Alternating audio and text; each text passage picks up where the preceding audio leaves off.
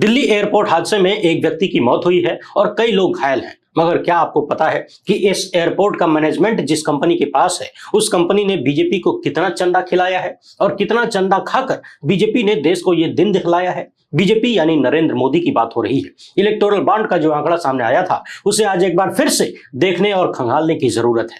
भ्रष्टाचार की जड़ें किस तरीके से चुनावी चंदे की जमीन के भीतर दबी हैं, ये देखना बड़ा जरूरी है। बड़ी बड़ी कंपनियों को बड़ा बड़ा ठेका और उसके बाद बीजेपी को करोड़ों का चंदा और इसके बाद सड़कों का फटना, एयरपोर्ट पर दुर्घटना, पुलों का गिरना, ये सब आपस में मिले हुए नजर आते हैं। उधर दिल्ली एयरपोर्ट दुर्घटना के बाद से गोदी मीडिया को सत्ता की तरफ से एक विशेष मैसेज भेजा गया है। क्या है वो संदेश, अभी देखेंगे। उधर साहिब के कारनामों की चर्चा एक बार फिर से अंतरराष्ट्रीय स्तर पर पहुंच गई है। संयुक्त राष्ट्र मानवाधिकार के प्रमुख ने मोदी सत्ता को सूचना पहुंचाई है और कहा है कि आप अपने देश में जो कर रहे हैं वो बिल्कुल ठीक नहीं है। लोगों की आवाज को दबाइए मत। क्या है पूरी कहानी, इस पर भी बात करेंगे। इसके अलावा चर्चा होगी लोकसभा सांसद असदुद्दीन ओवैसी की, क्योंकि दिल्ली में नफरती गैंग एक बार फिर से इनके पीछे पड़ गई है और जो लोग असदुद्दीन ओवैसी के घर पे जाके बवाल कर रहे हैं, उनका प्रधानमंत्री और गृह मंत्री से क्या रिश्ता है, उसको जरा टकटकी लगाकर देखिएगा। कुछ विशेष तस्वीरें आपके लिए लेकर आया हूं और पिछले 10 सालों में भारत को किस गर्त में पहुंचाया गया है, ये भी साफ साफ दिख जाएगा। बातचीत शुरू करने से पहले आप सभी से अनुरोध है कि यदि आप पहली बार देख रहे हैं तो फेसबुक पर हमारे पेज को फॉलो और लाइक कर लीजिए, यूट्यूब पर सब्सक्राइब करके घंटा बजा दीजिएगा टर्न से। इसके अलावा यदि हो सके तो इस QR कोड या फिर मोबाइल नंबर का प्रयोग करते हुए हमें आर्थिक सहयोग भेजने का प्रयास जरूर करें, ताकि हम आपकी आवाज निरंतर ऐसे ही उठाते रहें। बहुत बहुत धन्यवाद। अब सबसे पहले रामराज्य में बने रामपथ के स्वर्गद्वार को निहार लीजिए, ध्यान से टुकुर टुकुर देख लीजिए। ये वही बिकसवा है जिसके भरोसे साहेब विकसित भारत बनाने चले थे। अब खबर है कि अयोध्या में बने रामपथ पर निर्माण से जुड़े हुए PWD के 3 इंजीनियरों को सस्पेंड कर दिया गया है। 100 करोड़ से भी ज्यादा रुपया इस सड़क को बनाने में खर्च हुआ था। पहली बारिश में ही रामपथ पर 13 जगह खड्डे हो गए। ये वीडियो पत्रकार सचिन गुप्ता ने शेयर किया है। रामपथ की हकीकत छुपाने का अब तो एक ही रास्ता है कि अयोध्या के लोग ईश्वर से दुआ करें कि बारिश ना हो, वरना एक बार में अगर 13 खड्डे हो गए हैं, कहीं 10 दिन लगातार बारिश हो गई तो इलेक्टोरल बॉन्ड का पूरा कच्चा चिट्ठा न खुल जाए। अब बात जब भ्रष्टाचार की हो ही रही है तो आइए दिल्ली चलते हैं। दिल्ली एयरपोर्ट पर जैसा भयावह हादसा हुआ है वो तो आप सबने देखा ही। गनीमत रही कि सुबह सुबह ये दुर्घटना हुई। सोचिए यदि भीड़ के समय होती, ये गिर जाता तो कितने लोगों की मौत होती। फिलहाल भ्रष्टाचार के कारण एक की मौत भी बड़ा सदमा होना चाहिए, मगर सदमा तो उनके लिए होता है ना जिन्हें किसी चीज में दुर्घटना दिखे, जिन्होंने पहले से ही प्लानिंग करके रखा हो कि दुर्घटना होती है तो हो जाए, टेंशन काहे का लेना है, जो मरेगा उसको कुछ दे देंगे थोड़ा बहुत, बस करोड़ों का चंदा जेब में आना चाहिए। उन लोगों के लिए ऐसी दुर्घटनाओं से कोई सदमा नहीं पहुंचता। हमने आपको कई बार बताया कि मोदी सत्ता के भीतर कोई हिरेन जोशी हैं जिन पर हमेशा यह आरोप लगता है कि वो पूरे के पूरे गोदी मीडिया को संचालित करते हैं। व्हाट्सएप पर मैसेज भेजते हैं कि क्या दिखाना है, किस मुद्दे पर कितनी बहस करनी है, किस मुद्दे को कितने दिन घसीटना है और किस मामले में कितना जहर फैलाना है, कितनी उल्टियां करनी है। अब देखिए ना, एयरपोर्ट पर इतनी गंभीर दुर्घटना हुई, इसके बाद गोदी मीडिया के तमाम लपटझंडिसों ने एक ही मैसेज ट्वीट करना शुरू कर दिया।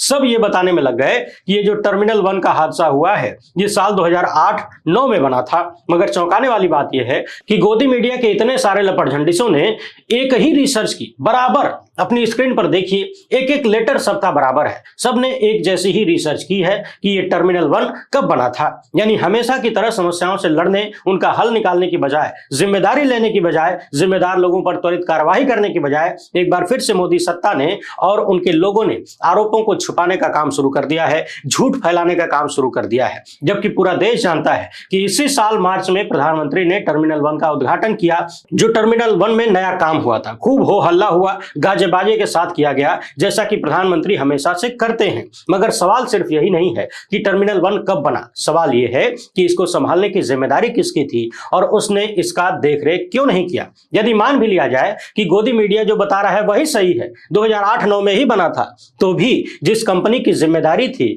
इसकी देखरेख करना, वो कौन है? तो इसका जवाब आपके सामने है कि वो कंपनी है GMR ग्रुप।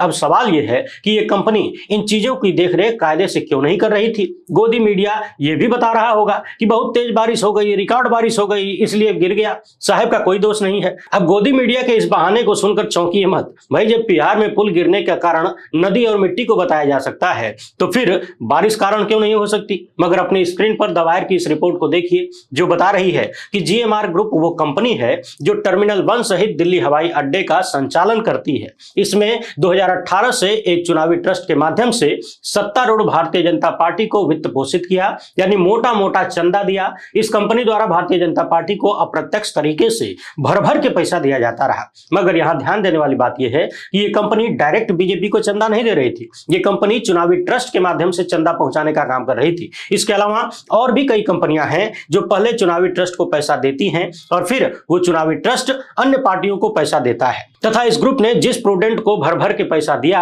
वो प्रूडेंट इलेक्टोरल ट्रस्ट ने साल 2013 के बाद से $272 मिलियन जुटाए थे और इसमें से 75% केवल और केवल नरेंद्र मोदी की भाजपा को दिया। अब आप सोच रहे होंगे कि ये $272 मिलियन रुपया में कितना होता है, तो आज के हिसाब से मोटा मोटी 22-23 अरब रुपया मानकर चलिए। अब इस इलेक्टोरल बॉन्ड ट्रस्ट को जो बड़ी कंपनियां मोटा मोटा चंदा दे रही थी, उनके बारे में रॉयटर्स के रिसर्च में पता चला कि इसमें आर्सेलर मित्तल निप्पन स्टील है, भारती एयरटेल है, एस्सार ग्रुप है और जीएमआर है। इन सब ने सीधे सीधे बीजेपी को पैसा नहीं दिया बल्कि ट्रस्ट के माध्यम से पैसा दिया। यहां ध्यान देने वाली बात यह भी है, ये जो इलेक्टोरल बॉन्ड का सिस्टम था उसमें आप एक निश्चित समय में ही पैसा दे सकते थे, यानी जब इलेक्टोरल बॉन्ड की खरीद बिक्री शुरू होती थी एसबीआई की तरफ से तभी चंदा दे सकते थे। मगर ट्रस्ट वो सिस्टम है जिसमें आप साल भर चंदा दे सकते हैं और ट्रस्ट वाले बाद में इकट्ठा जब देना होगा तो इलेक्टोरल बॉन्ड के हिसाब से चंदा दे रहे थे। अब ध्यान देने वाली बात यह है कि इस ट्रस्ट का 75% हिस्सा केवल और केवल बीजेपी को दिया गया है। इसी रिपोर्ट में बताया गया है कि साल 2019-20 में भी भाजपा सबसे बड़ी लाभार्थी रही चंदा पाने के मामले में, यानी कुल मिलाकर जिस कंपनी की जिम्मेदारी थी टर्मिनल 1 की देखभाल करने की, उस कंपनी ने करोड़ों का चंदा सत्ताधारियों को खिलाया। बाकी सब ठीक ठाक है, गोदी मीडिया सब मैनेज कर लेगा, टेंशन लेने की कोई बात नहीं है। और यदि लगेगा कि मैनेज होने में कोई दिक्कत हो रही है तो कोई नया प्रोपेगेंडा खड़ा कर दिया जाएगा। अरे भाई, हजारों करोड़ का गोदी मीडिया है, सैकड़ों लपड़झंडिस हैं, लाखों की संख्या में इनके पास झूठ पैदा करने वाले हैं, और तो और अमित मालवीय जैसे झूठ की फैक्ट्री है इनके पास। कोई भी झूठ पैदा किया जा सकता है और फैलाने के लिए व्हाट्सएप यूनिवर्सिटी, आईटी सेल, गोदी मीडिया भी है। इधर भारत में ये सब मिलकर आए दिन झूठ और नफरत फैला रहे हैं, उधर दुनिया भर में मोदी सत्ता के कारनामे अपने आप ही फैल रहे हैं। आपको याद होगा हाल ही में दिल्ली के एलजी ने लेखिका अरुंधति रॉय और पूर्व प्रोफेसर शेख शौकत हुसैन के खिलाफ 2010 के एक मामले में कश्मीर को लेकर की गई टिप्पणी के मामले में यूएपीए के तहत मुकदमा चलाने का आदेश दिया। देश भर में इसे लेकर खूब आलोचना हो रही थी। हाल ही में भारत के ही 200 से अधिक पूर्व अधिकारियों ने पत्र लिखकर मोदी सत्ता से कहा कि हुजूर मान जाइए, और अब यह मामला अंतर्राष्ट्रीय हो चुका है। संयुक्त राष्ट्र के मानवाधिकार प्रमुख ने भारत सरकार से कहा है कि लेखिका अरुंधति रॉय तथा पूर्व प्रोफेसर के खिलाफ यूएपीए के तहत जो मामला शुरू किया गया है उसको वापस ले लिया जाए। आलोचकों को चुप कराने के लिए आतंकवाद विरोधी कानूनों के इस्तेमाल से हम चिंतित हैं। कानून की समीक्षा और उसके तहत हिरासत में लिए गए मानवाधिकार कार्यकर्ताओं की रिहाई की हम फिर से मांग कर रहे हैं। यानी अंतर्राष्ट्रीय स्तर पर ढोल बज रहा है, नगाड़ा बज रहा है, भारत की साख बहुत मजबूत हो रही है। इधर भारत सरकार अपने सबसे बेहतरीन पत्रकारों, लेखकों को और शिक्षाविदों को आतंकवादी बताने में जुटी है। उधर इन्हीं पत्रकारों को पत्रकारिता करने के लिए बड़े बड़े अवार्ड मिल रहे हैं। याद करिए कुछ साल पहले वरिष्ठ पत्रकार रवीश कुमार को किस तरीके से ट्रोल किया जाता था, भक्तों ने आतंकवादी घोषित कर दिया था। बड़े शर्म की बात है, इतने बड़े आतंकवादी को आज तक ये सब सजा नहीं दिलवा पाए, और फिर बाद में उन्हीं रवीश कुमार को रेमन मैग्सेसे पुरस्कार से सम्मानित किया जाता है। और अब देखिए अरुंधति रॉय के ऊपर आतंकवाद विरोधी कानून के तहत मुकदमा चलाने की शुरुआत होती है और इन्हें ही 2024 का पेन पेंटर पुरस्कार दिया गया है। अपने आप में ये पुरस्कार बेहद महत्वपूर्ण है। ये उन लेखकों, उन पत्रकारों को मिलता है जो अपनी जान जोखिम में डालकर भी अभिव्यक्ति की आजादी के लिए लिखते पढ़ते रहते हैं, जनता की आवाज को उठाते रहते हैं, जो ये नहीं सोचते कि अपनी जान का क्या होगा, उन्हें क्या कुछ झेलना पड़ेगा। बाकी आप ये मत सोचिएगा कि गोदी मीडिया वालों का क्या होगा, उनको पुरस्कार कहां से मिलेगा, तो उनके लिए टेंशन की कोई बात नहीं है। वो खरीद के आपस में बांट लेंगे जैसा पिछले 10 साल से कर रहे हैं, क्योंकि उन सबको पता है कि वो जो कर रहे हैं वो दलाली है, चाटुकारिता है, और इसके लिए पुरस्कार नहीं मिलता। जिसकी चाटुकारिता करते हैं वही खरीद के बांट देता है। वैसे गोदी मीडिया का ढोल भी पूरी दुनिया में बज ही रहा है, इसीलिए तो प्रेस स्वतंत्रता सूचकांक में भारत लगातार गर्त में जा रहा है। वैसे गर्त में तो धार्मिक उन्माद को लेकर भी जा रहा है। 10 सालों से मोदी सत्ता ने भारत में दंगाइयों, नफरतियों और हिंसक जानवरों की भीड़ तैयार कर दी है, जो कहीं भी किसी पर भी गाय के नाम पर, रंग के नाम पर, धर्म के नाम पर, नकली देश प्रेम के नाम पर हमला कर सकते हैं, किसी को भी मौत के घाट उतार सकते हैं और आजादी से घूम भी सकते हैं, बीजेपी का प्रचार भी कर सकते हैं। 18वीं लोकसभा के चुनाव के बाद आपने देखा संसद भवन में तमाम सदस्यों ने अपने पद की शपथ ली। इसके साथ ही अलग अलग सांसदों ने इस बार अलग अलग तरीके की नारेबाजी भी ही की। ध्यान देने वाली बात यह थी कि विपक्ष के ज्यादातर सांसदों ने संविधान, लोकतंत्र, भारत की जनता, बाबा साहेब जैसी चीजों के पक्ष में नारेबाजी की। कुछ लोग ऐसे भी थे जिन्होंने मानवता को आगे रखते हुए दूसरे देशों के लिए जिंदाबाद किया, और कुछ ऐसे भी थे जो भारतीय संविधान को ही लात मारते हुए उसी के खिलाफ नारेबाजी करके चले आए। यानी जिस संविधान की वजह से सांसद चुने गए उसी संविधान को नकार दिया, और यह किया भारतीय जनता पार्टी के सांसद ने, क्योंकि भरी संसद में इन्होंने जय हिंदू राष्ट्र बोला, जो कि सीधे सीधे भारतीय संविधान के खिलाफ है। भारत एक सेक्युलर देश है, यानी समंदर है, मगर भारत की तस्वीर को छोटा करते हुए भाजपाई सांसद ने हिंदू राष्ट्र का नारा लगाया। ध्यान देने वाली बात यह है कि इससे नाराज होकर भारत में रहने वाले किसी भी धर्म के कोई भी व्यक्ति ने भाजपाई सांसद के घर पे बवाल नहीं किया। बीजेपी के बरेली से सांसद छत्रपाल गंगवार ने पहले संविधान के अनुरूप काम करने की कसम खाई और फिर अगली ही लाइन में संविधान की ऐसी की तैसी करते हुए हिंदू राष्ट्र का नारा लगाया। इसी तरह से बीजेपी के कुछ अन्य सदस्यों ने भी धार्मिक नारे लगाए, जय श्री राम का नारा लगाया। साथ ही साथ असदुद्दीन ओवैसी ने भी फिलिस्तीन के पक्ष में जिंदाबाद बोला। इतना सुनते ही अब बाहर में जो नफरती थे, जो गैंग तैयार की गई है 10 साल में, वो एक्टिव हो गए, या फिर कह लीजिए कि एक्टिव कर दिया गया।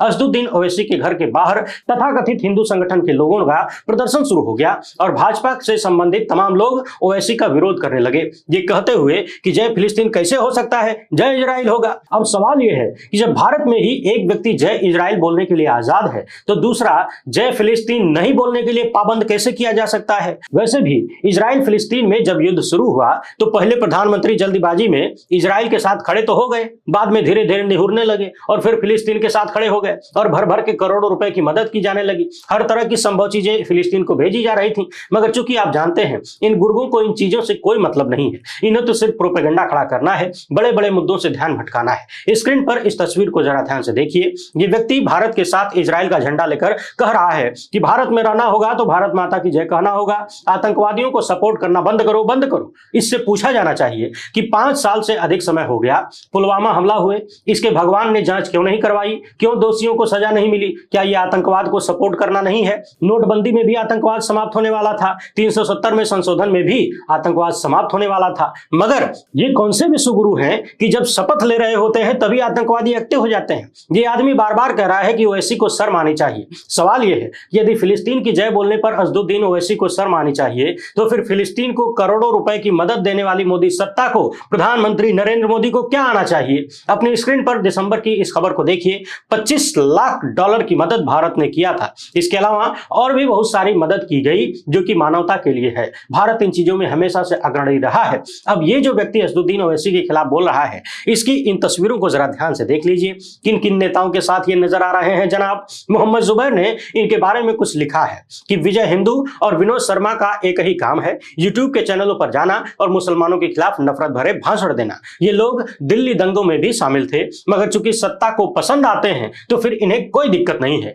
दिल्ली दंगों के लिए बहुत सारे मुस्लिम नौजवानों को गिरफ्तार किया गया था। बाद में तमाम अदालतों ने दिल्ली पुलिस को डांटा फटकारा और बहुत सारे मुस्लिम युवाओं को सबूतों के अभाव में रिहा कर दिया गया। इस मामले पर असदुद्दीन ओवैसी का कहना है कि हमारे घर पर एक बार नहीं बल्कि 15 बार से ज्यादा इस तरह के प्रदर्शन और पत्थरबाजी की गई है। लोगों को घर में घुसकर पीटा गया है। यूपी विधानसभा चुनाव के दौरान भी हमारी गाड़ी के ऊपर 6 गोलियां चलाई गई। लोगों को लगता है कि हमारी सरकार है, हम कुछ भी कर लेंगे। ओवैसी का कहना है कि इन बुजदिलों से कहना चाहूंगा, आप इन हरकतों से हमारी आवाज बंद नहीं करा पाएंगे। भारत में लगातार मुसलमानों और ईसाइयों को टारगेट किया जा रहा है और इन सब में मोदी सत्ता के कारनामे झलकते हैं। अमेरिका की रिपोर्ट में कहा गया कि भारत में अल्पसंख्यकों को टारगेट किया जाता है, कानून के माध्यम से भी। आप सब देख रहे हैं किस तरीके से चुन चुन कर मुसलमानों के घरों पर बुलडोजर चल रहे हैं। तीसरी बार नरेंद्र मोदी की सरकार आने के बाद अब तक 6 मुसलमानों को मॉब लिंचिंग के जरिए मौत के घाट उतारा जा चुका है। ये सब पूरी दुनिया देख रही है। फिलिस्तीन मामले पर ओवैसी ने कहा कि सदन में हम क्या बोलेंगे इसका फैसला ये बुजदिल लोग करेंगे। ये होते कौन है हमें बताने वाले? हमारी आवाज को सिर्फ मौत ही खामोश कर सकती है, ये बुजदिल लोग नहीं।